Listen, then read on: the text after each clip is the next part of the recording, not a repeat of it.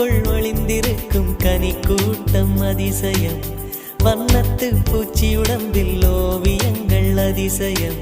துளை செல்லும் காற்று மெல்லிசையாதல் அதிசயம். குருநாதர் இல்லாத குயில் பாட்டு அதிசயம்.